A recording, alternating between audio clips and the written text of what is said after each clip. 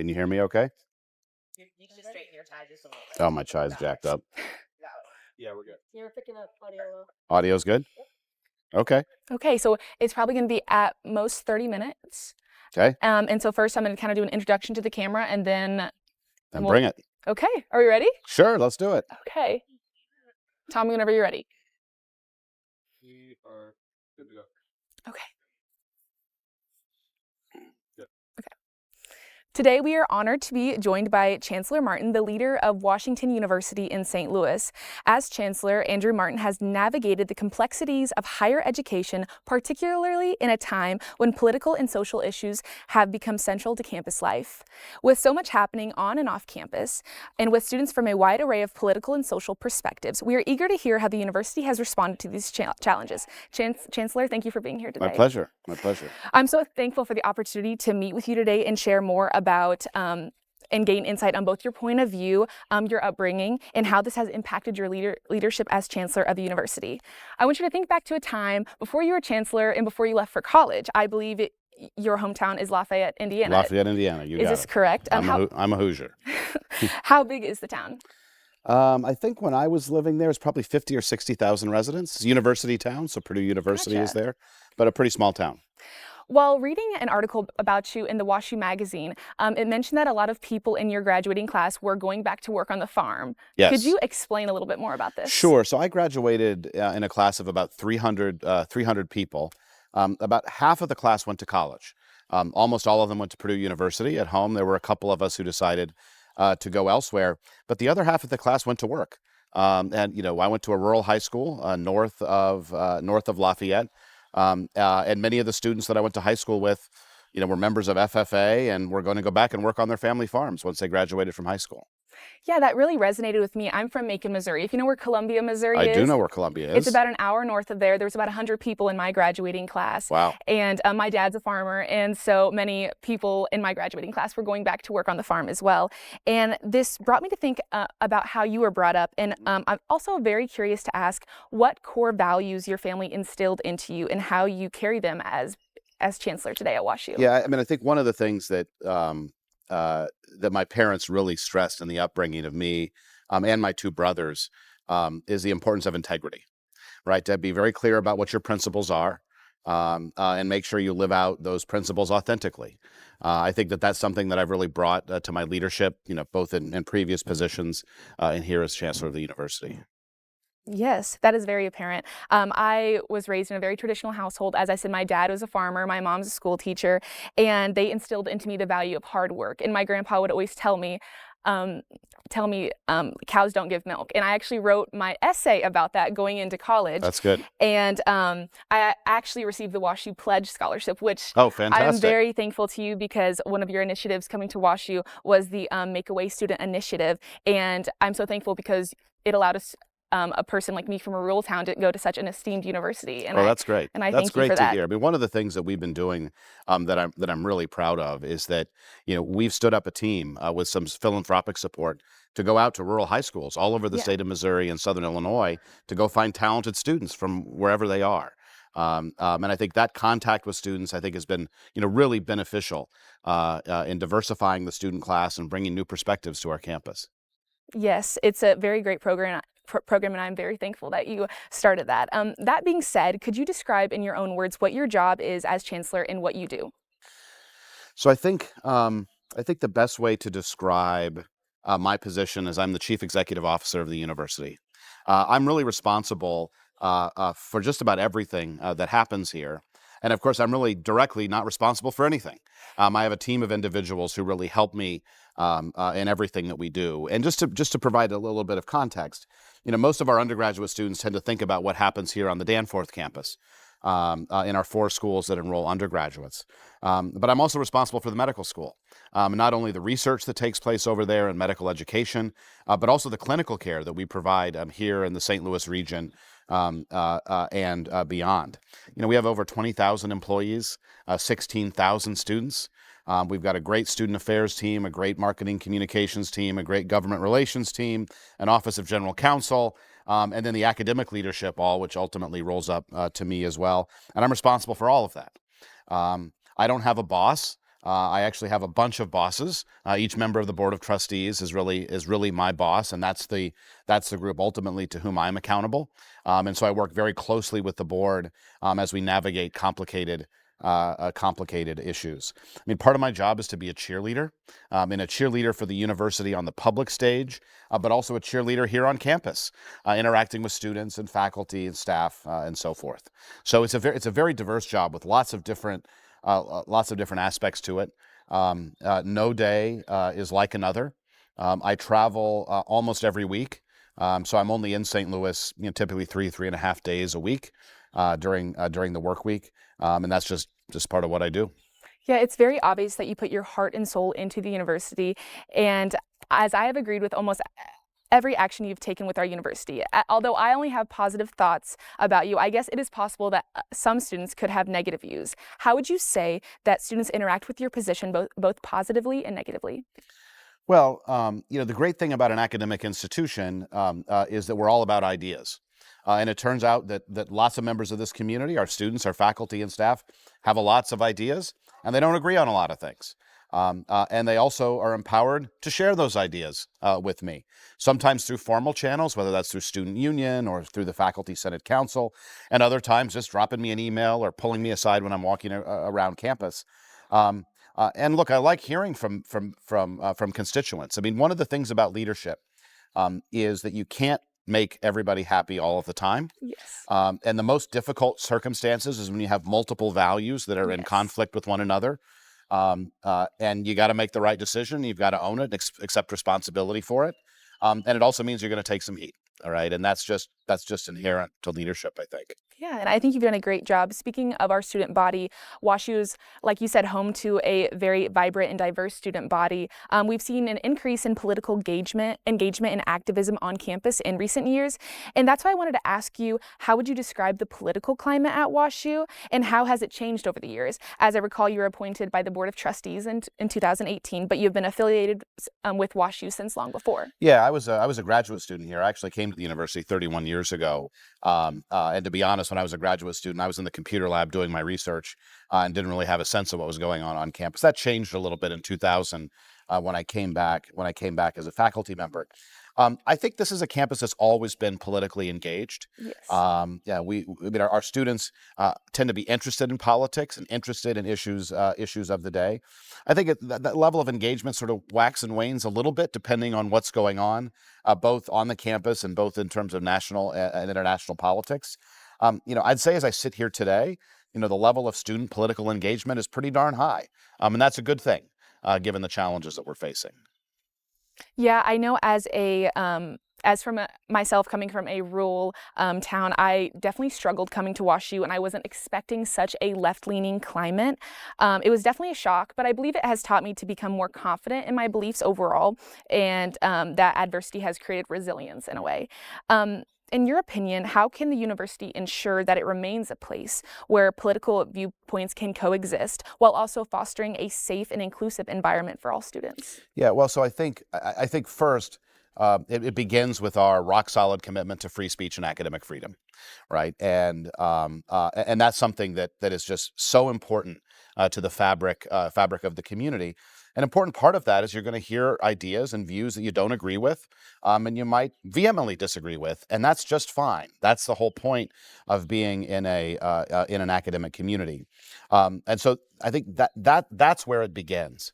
I think it's really important, for the institution, the leaders of the institution, but also the students of the institution, to stand up and really talk about the importance of having diverse viewpoints on important political issues of the day. Right? That's important for our truth-seeking mission, but it's also important to prepare students as they go out into the world, right? Because our students are graduating from the WashU bubble in many cases, into a broader community where there's lots of different ideas and approaches. And if you're not able to grapple with ideas and at least put yourself in someone else's shoes to understand how they're thinking about something, I think ultimately you're not going to be as effective in the workforce or as a citizen. Yes, exactly. And that's a major reason we created Beyond the Ballot, to get to share a conservative voice at WashU. For my opinions, I think that our approach begins with fostering a culture of dialogue, not division, and working to bridge those gaps. So on the topic of ensuring a safe environment for all students, I wanted to inquire about recent events that happened almost a year ago today on campus, the pro-Palestine protest and encampments. What was your approach to handling the Palestinian protest on campus last year, given the complex political climate surrounding the events? So our approach to the protest that we had on the campus last academic year, and frankly, every other protest, is exactly the same. Last academic year, I think we had almost 50 protests on the campus. We've had fewer this academic year. And we believe that protest, the ability to voice one's views and to be heard, is something that's really important in a democracy. At the same time, we have some rules, and the rules are clear, and they're communicated, and they're written down, right? And the rules, you can't deface property, you can't take over buildings, and we've had a rule that you can't put up encampments, tents, and structures on the campus. That rule's actually been on the books here for over 5 years, based on experience I had back in 2019. So people can come here and do their thing, up to the point of true threats, harassment, speech that's not constitutionally protected. But at the point at which the line is crossed in terms of our rules, we're going to enforce the rules, and that's what we did last academic year, and that's what we've done this academic year, actually, Yes. in a couple of cases where folks have put their toe past the line. Now, some would argue that we have those rules to stifle speech. It's not true at all. I mean, in fact, the rules are content neutral. They're time, place, and manner restrictions, and we apply them equally to many different speakers on campus. The reason why we have the rules is to protect our mission, right? We do three things at Washington University, right? We do education, we do research, and we do patient care, right? And those are the things that we've got to keep our eyes on. And if things get in the way of that mission, like blocking access to a building or destroying property or so forth, right? It's just not consonant with the mission of the university. This is pretty disgusting, Andrew.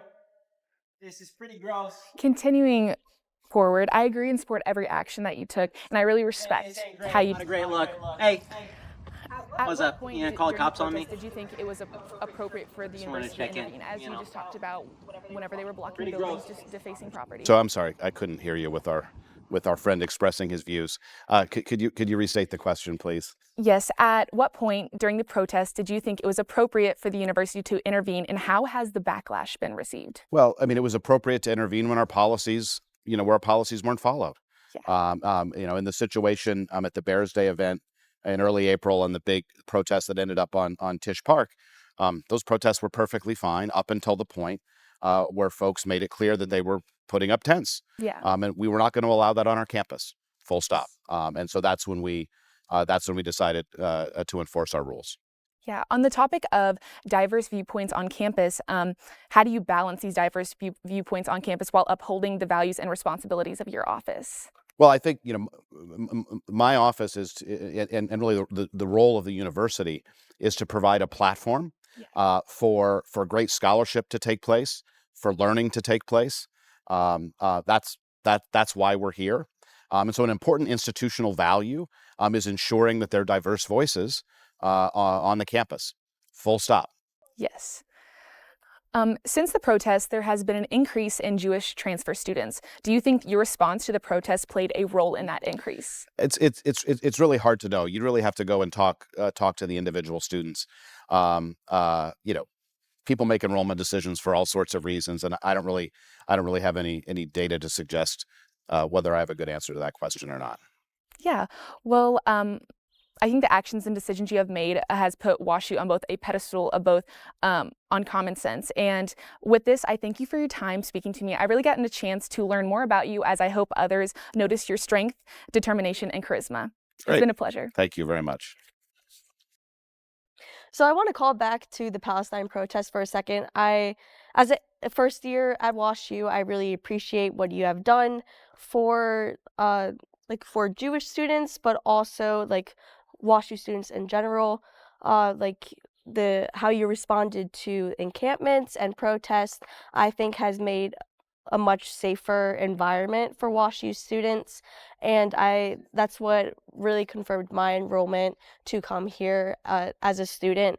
And I believe that WashU is a safe environment, and I can trust in the WashU administration to make sure it is a safe environment for students. And I wanted to thank you for that. You're welcome. Yeah. So I bet it was hard to navigate such a controversial topic because, like, Palestine is like just a controversial topic in general. And like with that in mind, I was just wondering, like, if you believe that a university should have express any political issues or views. Very narrowly, very narrowly. Washington University practices what's called institutional neutrality, which is on many, many important political issues of the day, the university isn't going to take a position. And that's not the university's role, right? The university's role is to create an environment so our students and our faculty, through the lens of learning and education and advocacy, can contribute to important political debates of the day. It's not the role of the university to weigh in on those debates, and it's important for the university to be proactively engaged with members of the community who have very different views about issues of the day. I mean, that was one of the things that I'm really proud of. With regard to our student affairs team last year, we're working with many, many student groups with many different perspectives on what was happening in the Middle East to ensure that they had the support that they needed from the university. There is one area where the university needs to lean in and be part of the political discussion, and that has to do with things that directly impact the university, right? I mean, that includes things like student access, the Pell Grant and federal student loans for some of our graduate and professional students. Research funding is something that's very important to us. Protecting our endowment, which allows us to support financial aid and support our faculty and their research. Those are issues where we are going to engage politically because it's central to what we do as a university. But we're not a political actor. Our job is to create the stage for many political actors, our students and our faculty, to engage in the democratic process in an intellectually honest and informed way. Yeah. And you just brought up that WashU is really like one of their core is research. And Harvard did have their research budget cut for $2 billion from the Trump administration. And they did that just because they refused to follow Trump's their academic guidelines and their curriculum guidelines and how they hire.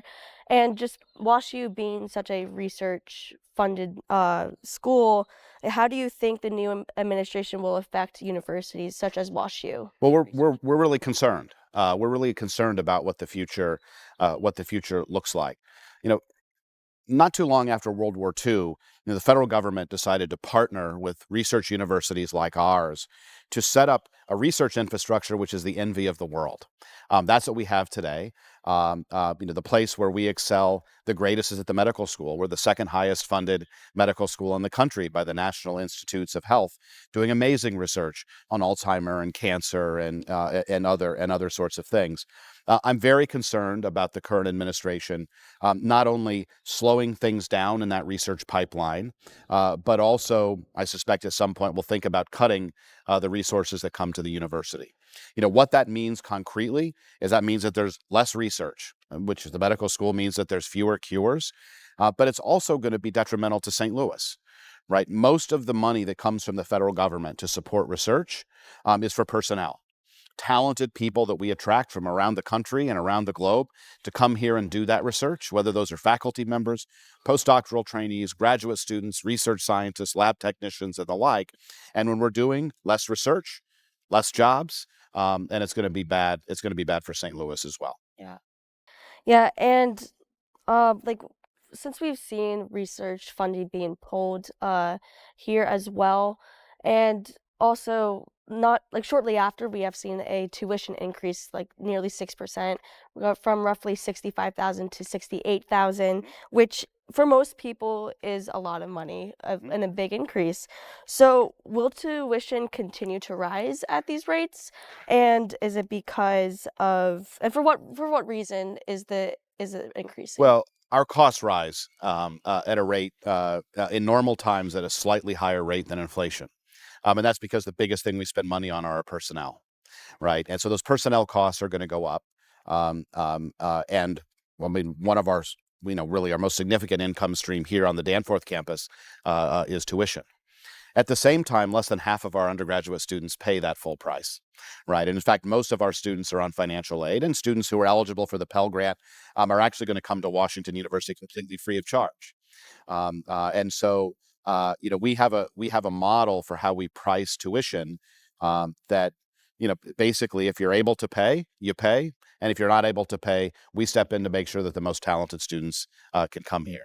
So, can we expect tuition to continue to rise as we go forward? Yes.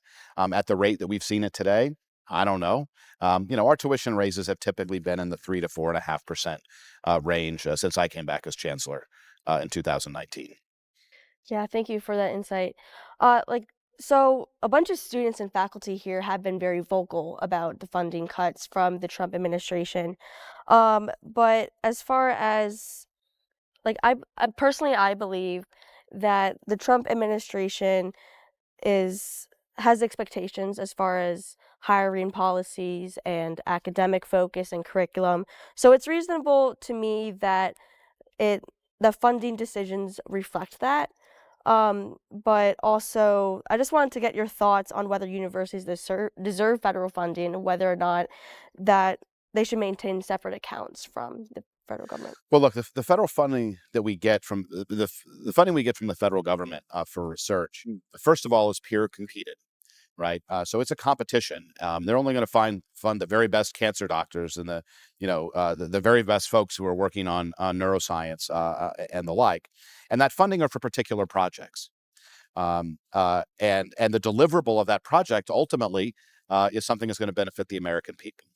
So I think that tying federal research funding to other issues is a pretty blunt instrument, right? It's been the case, and I've talked about this publicly, particularly around the Vanderbilt WashU principles that we articulated, and some of the op-eds that I've written and so forth in the last 6 or so months, that there are some things that higher education needs to grapple with. We're grappling with them at Washington University. I think using research funding as a lever is counterproductive. I mean, it's counterproductive in terms of the work product. It's counterproductive in terms of American exceptionalism, right? We have the best research infrastructure in the world. And if that is compromised, that's actually a national security issue for the United States. I think the folks that are actually the happiest about the attacks on universities, particularly around research funding, are the Chinese. They're investing massively in scientific research. And they would love to leapfrog us in terms of global leadership. But I think that's something that we really need to focus on. Yeah. Yeah, I totally agree. And I wanted to shift a little bit of a focus into increasing funding for trade schools, as that has become more of an issue nowadays. So, and also while cutting funding for traditional universities, I was just wondering, like, what's your thoughts on the shift? I think it's great. Lots of high school graduates don't need a 4-year college degree. There are lots of great professional opportunities in the trades, and the extent to which we can help prepare individuals to enter those jobs, I think it's great. And so, making the Pell Grant available to a broader set of institutions for a broader type of educational program, I think is really wonderful. We don't do that type of education for the most part. Although we do a little bit in our School of Continuing and Professional Studies, where we're going to help people, for example, be able to enter the nursing profession, which is an area where we have great expertise. And we partner with St. Louis Community College, with Rankin Tech, and other institutions here in St. Louis. But I really view, higher education as something that it's not just about single institutions, it's about the entire ecosystem. And the more that we can create opportunities for more and more individuals to be able to get the training and enter the workforce, that's all to the good. Yeah, and you just brought up that Washington University has one of the best nursing programs, also one of the best medical programs. Like last year, number 5 in the nation for medical, and that is beyond exceptional. I guess from the research that you guys have been conducting here in St. Louis, um, and there are some critics as far as the return on investment of certain academic programs. Mhm. I was just wondering, as far as like, what discussions have you had with faculty committees regarding different department programs? Well, we have a very broad set of disciplines that provide many different types of academic programs.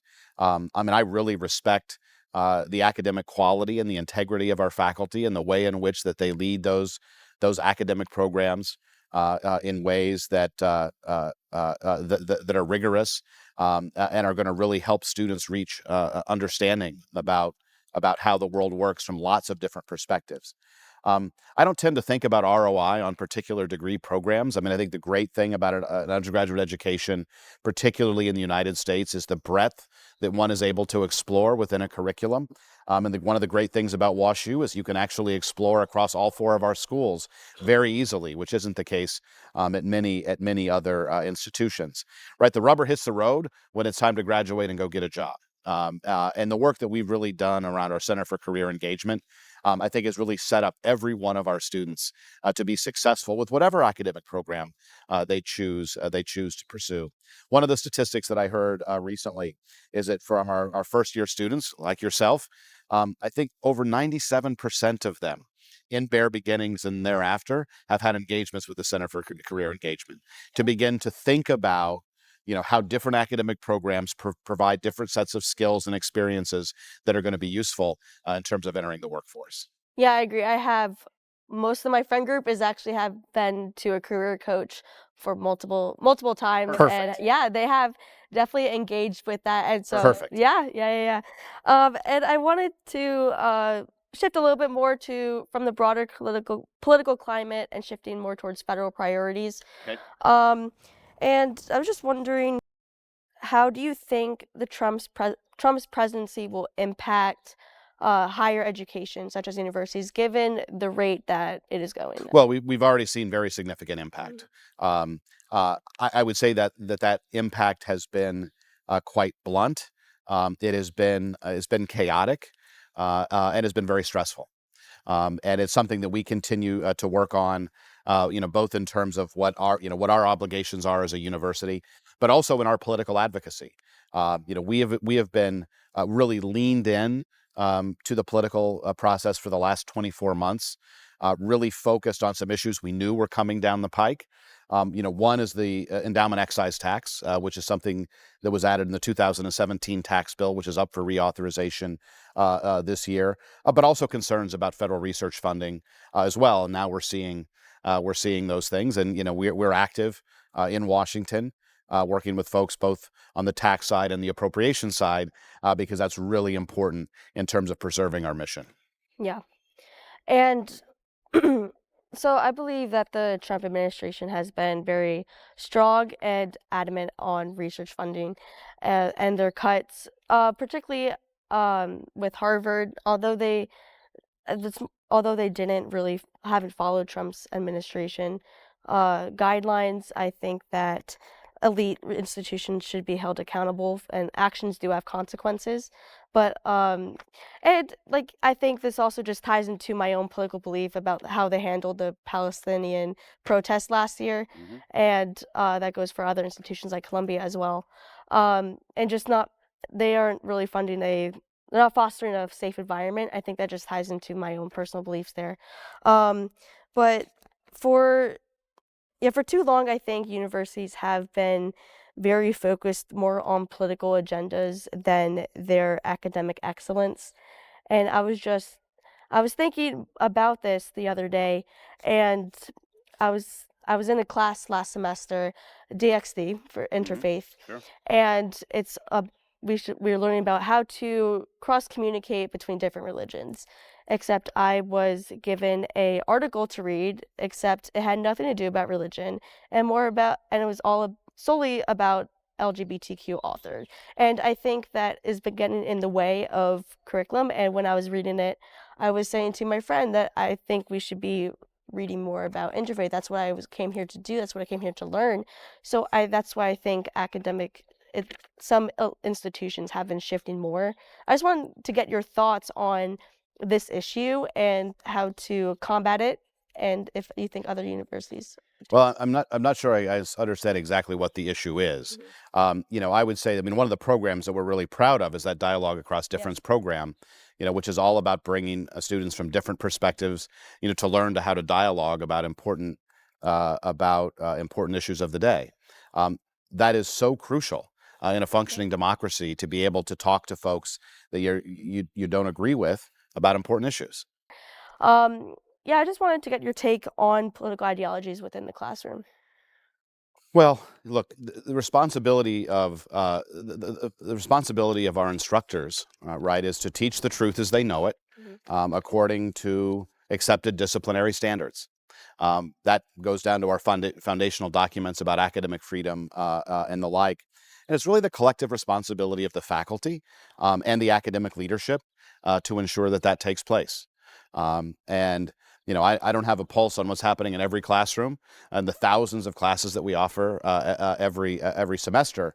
But the purpose of education has nothing to do with ideological doctrination, right? It's about critically examining the world from different perspectives. That's going to look different in an economics class than it is in a history class or a business class or a mathematics class.